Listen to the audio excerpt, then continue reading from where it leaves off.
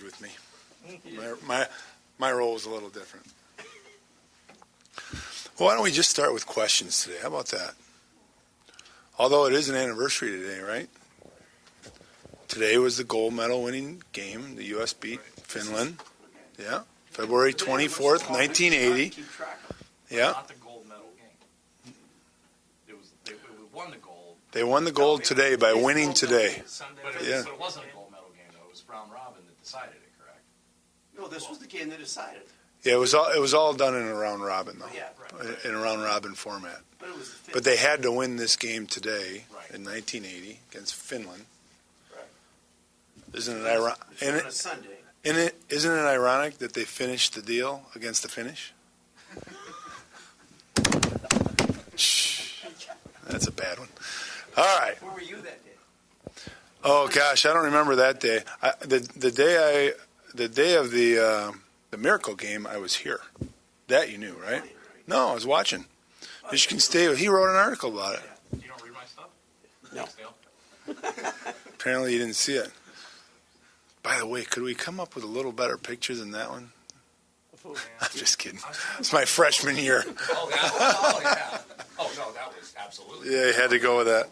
That's closest to the. I would have been, 16 probably. I would have been 16 at that time. Turning 17 in the summer. But, yeah, so that was done. And I also saw it's George Harrison's birthday today. How about that? You're probably not a Beatles fan, are you, Barnesy? Okay. I was. Do people here know who the Beatles are? You guys know who the Beatles are? All of them? The Beatles? You know who the Beatles are? They asked the NHL guys, like, can you name all the Beatles? And only about 75% could. Oh, really? Realize it? Can you guys? Can you name all? Can you name all 5 Beatles? Can you, Audrey, name all 5? I can go to 7. Just trying to throw you off, a little diversion. You can go Pete Best. You can go Brian Epstein was often considered the 5th Beatle, and Stuart Sutcliffe was the other one. Wow. He's an expert. How about that? You are a Beatles fan. Okay, well, I came here to talk hockey, since I don't know anything about music. Minnesota. Yep. What's different about them right now than last time you played them in December? Do we let people in late? Oh, who is that, by the way? Did she just sign in? What is the difference between Minnesota now and then? Yeah. Well, I think right now they're playing with tons of confidence and probably a greater sense of urgency than when we last saw them. You know, they've got one of those teams that has lots of depth, lots of skill and talent, gained tons of experience last year, getting to the championship game of the NCAA tournament.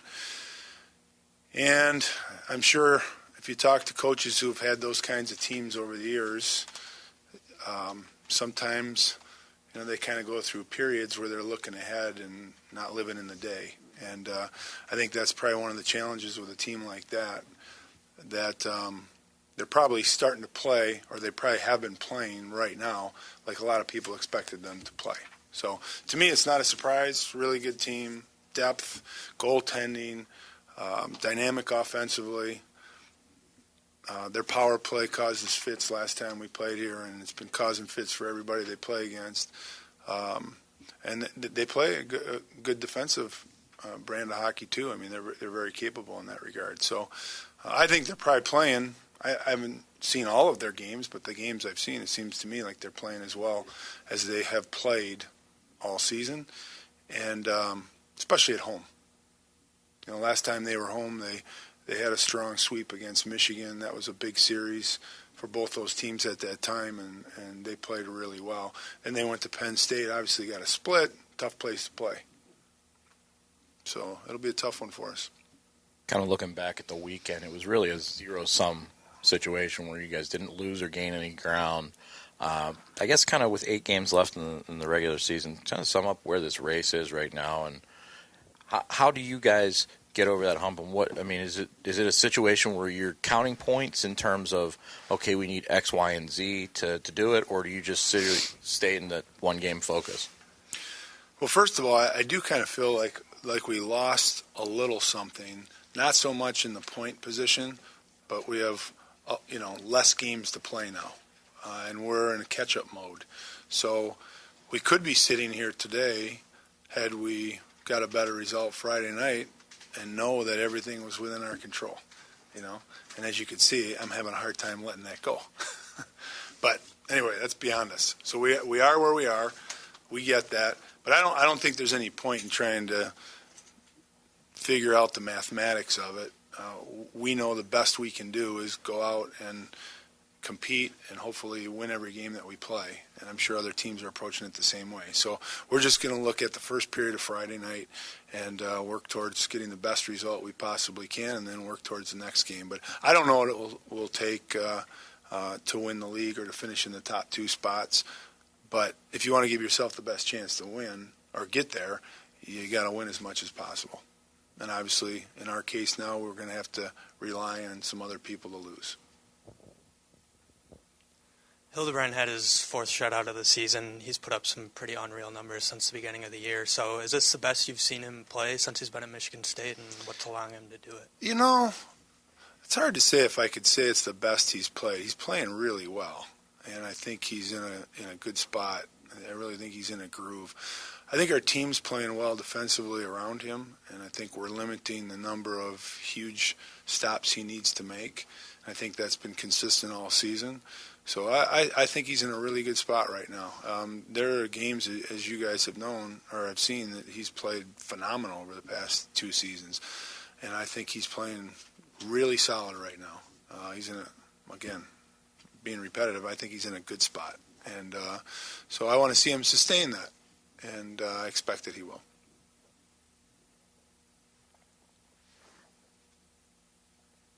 What's been the reason for the struggle on the road so far? I mean, you guys haven't been able to put together 2 wins in a row on the road in a series for a while, and especially against Minnesota, who pretty much owns their home ice there. How do you try to get their team's confidence level up before the series? I wish I had the answer to the first part of your question, like why. You know, we can only theorize why. And we looked at this past weekend, and we didn't play as well as we needed to play. And the irony is, statistically, we looked pretty good in most categories. But if you just look at the quality of our play, it wasn't good enough. And the second night, actually, statistically, in many categories, it wasn't as strong as Friday night, but it was stronger in key categories, and our quality of play was better.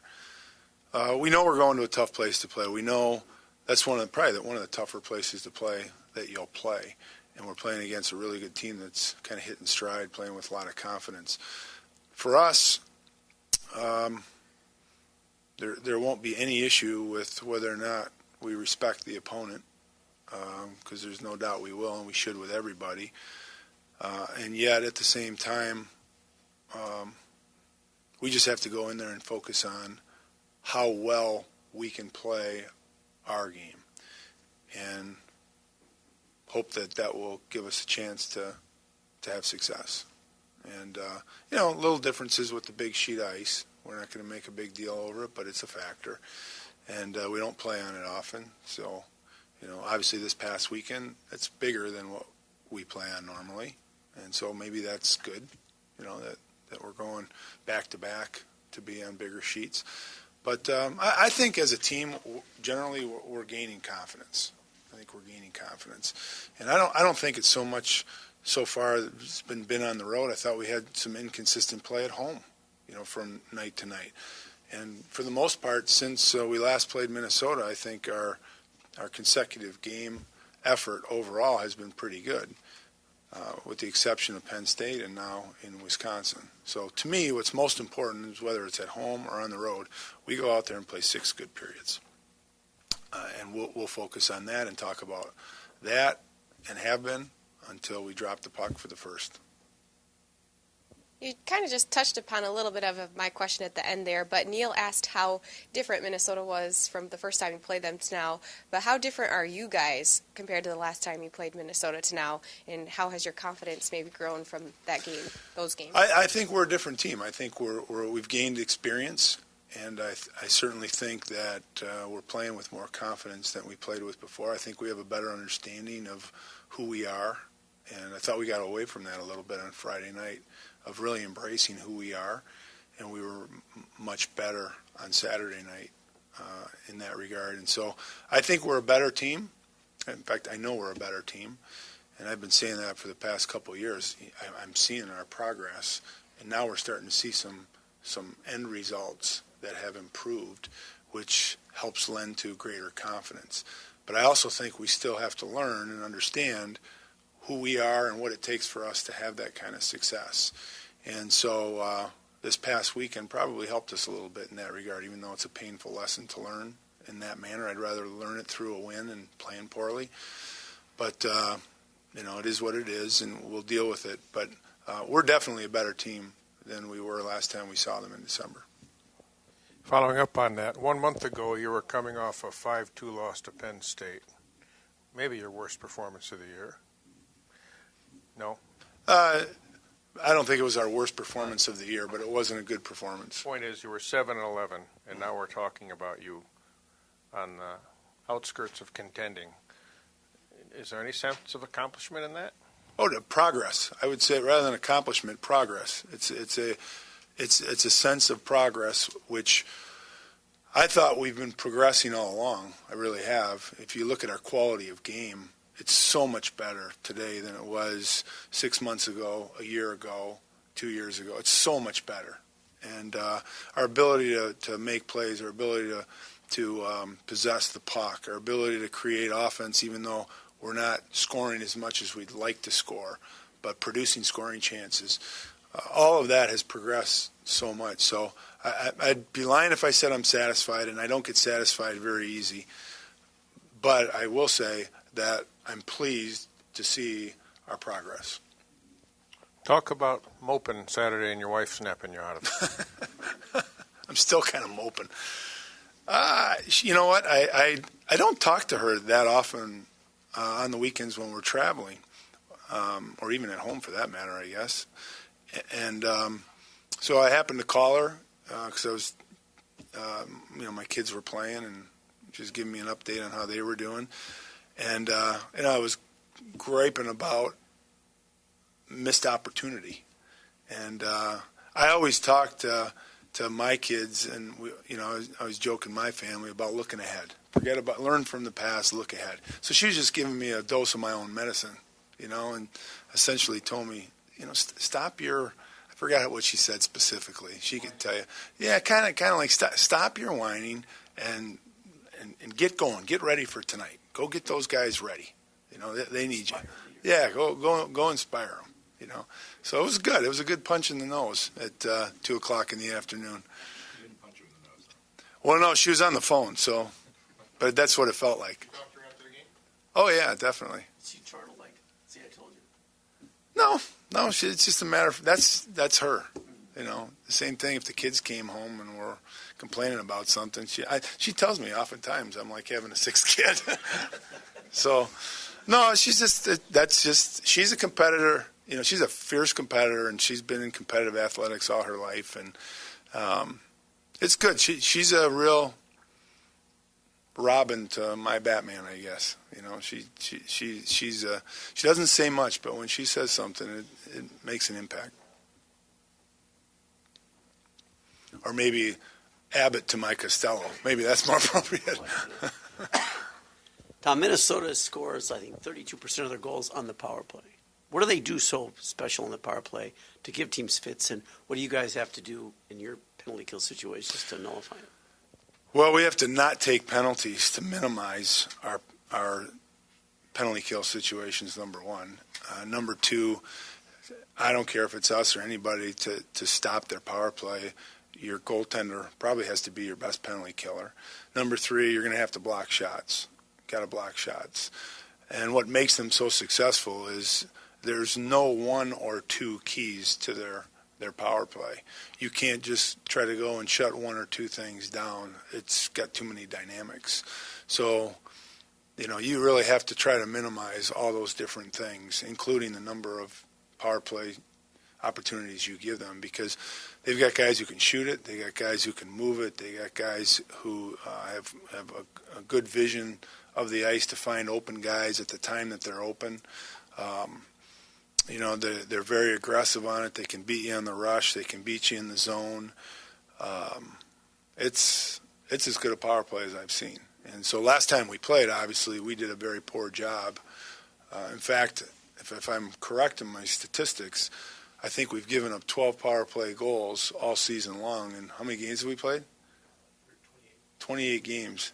And so in 26 games, we've given up 7, and in 2 games, we gave up 5 to them. So, needless to say, we have respect for it.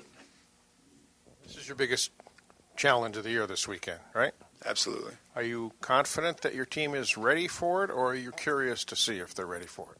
No, I think we'll be ready, without a doubt. I do think we'll be ready. I think whether we'll be good enough to win, you never know till you play. But I'm anxious to get out there, and this is a time of year that you want to practice less and play more.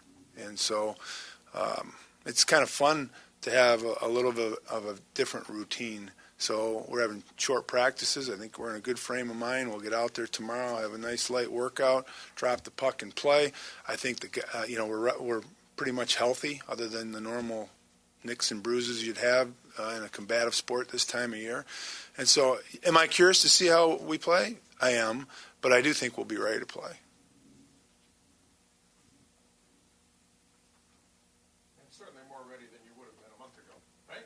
Definitely. Yeah, I think we keep progressing every week. In spite of the loss Friday night, and I don't want to say the loss because we could have played really well and lost the game. But we didn't play the way we played Saturday night. We played a better game Saturday night. Now, if we played that game on Saturday that we played Saturday and Friday, we'd have won. I can't say that, but we'd had a better chance to win than we gave ourselves on Friday. So it's going to take a big effort out there, because not only are they a good team with depth, but they're a good team at home. Is there anything you have to do differently on a bigger ice to juggle the lineups or juggle the lines to try and maximize with all its space?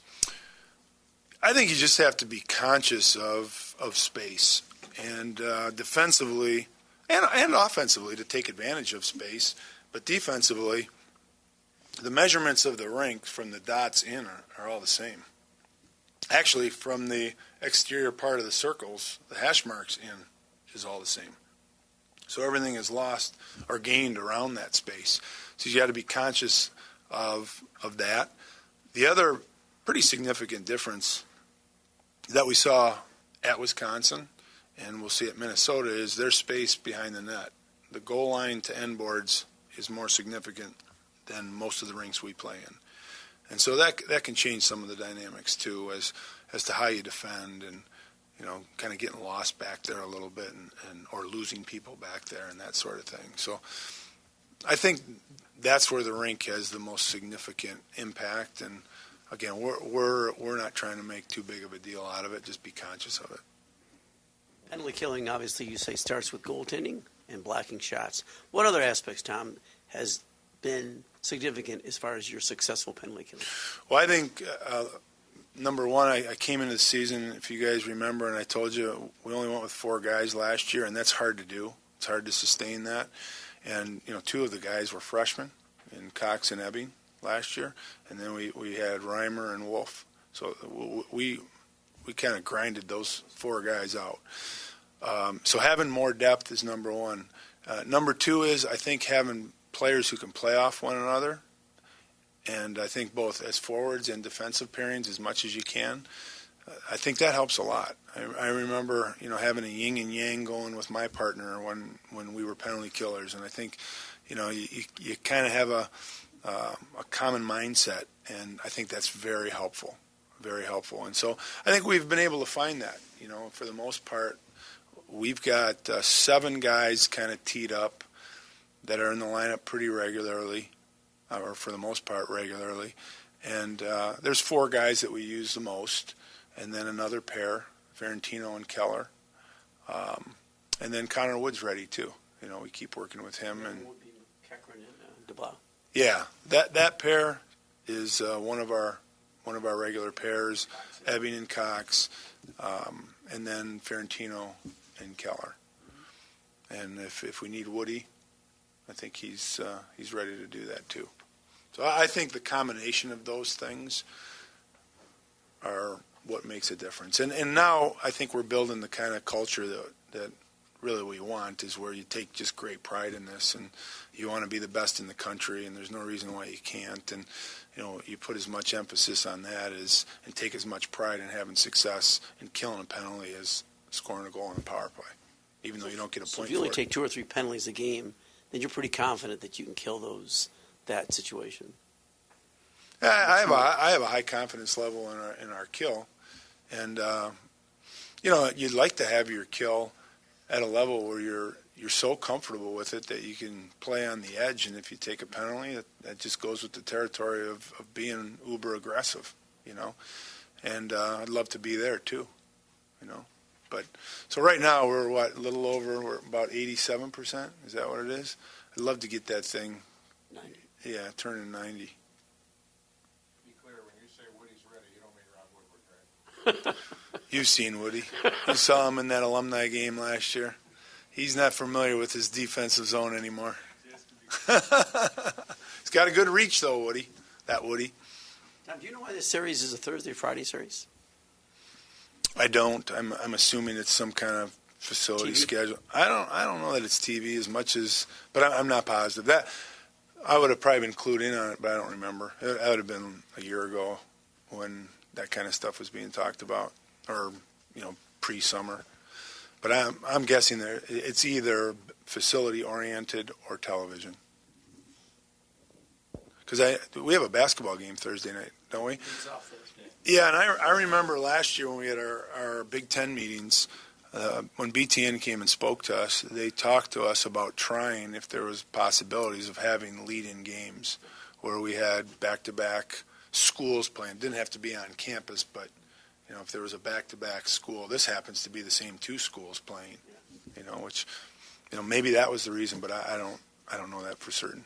Could you see that happening more often, more scheduling alliances like that with other sports, whether it's during football season on a Saturday? Yeah, I wonder. It hasn't been something openly talked about, at least that I've been involved in. Maybe administrators are talking about that. Next year we're playing, I was watching the Beanpot last night, and I was telling my wife we're watching the game together, and I was telling her how we're going to Northeastern with the men's and women's basketball team. That'd be a cool event, special event. And she told me, yeah, that's when our daughter will be coming home from Boston, so she went out there. I said, are you whining? Stop your whining. Just wanted to retaliate a little, But I think that'd be neat. I know Notre Dame's used that in football and hockey, against BC, but I don't think that's scheduling's tough to just schedule your own sport, let alone coordinate it with all the other sports and the activities and the nuances and so on. But all that stuff gets ironed out at the conference office, right? Yeah, it's more unique today than back in the CCHA days. In the CCHA days, we would do a CCHA schedule, and that's all we worried about. Now, each campus, I'm sure, had to kind of flush that out on their campus with facilities. But now the scheduling is really coordinated with men's and women's basketball and other sports because of television too. So they distribute these games. I mean, the Hockey League has games on ESPN platforms, Fox Sports platforms, obviously BTN, and I don't know, there might even be some others. So they're coordinating all those things. We good? Girardi, how many Beatles are there?